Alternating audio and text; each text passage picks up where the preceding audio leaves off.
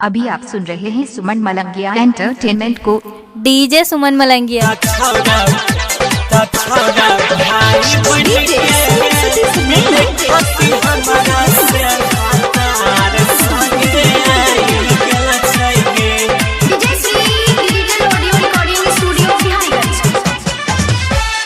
केना बताइयो प्यार में पगलाई गेल छै गे, केना बताइयो प्यार में पगलाई गेल छै गे। ता छौड़ा भाई बन के मिले खाती हमारा से भातार संगे आई गेल छै गे।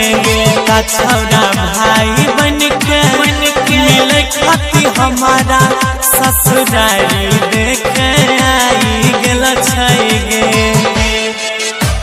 डीजे सुमन दीवाना खाए अजीपुर गांव मलंगिया।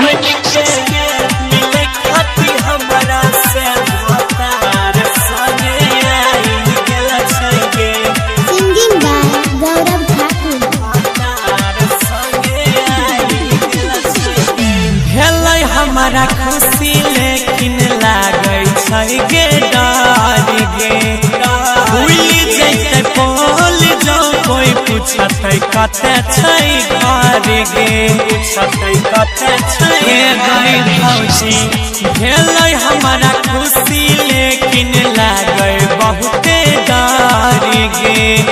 पकड़ जैते छौड़ा जो कोई पूछते कते छै घर गे। ओनियो ने चिंता करै धाई गेल छै गे। लग में सुतैला हमर धाई गेल छै गे। ता छौड़ा भाई बन के मिले खाती हमारा ससुरारी देखे आई गेल छै गे। ता छौड़ा भाई बन के मिले खाती हमारे ससुरारी देखे आई गेल छै गे। छौड़ा भाई बन के मिले खाती हमारा से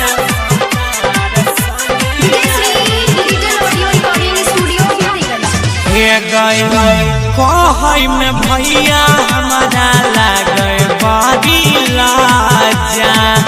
कितना बेर कुआर में तोरा ले रही भौजी के।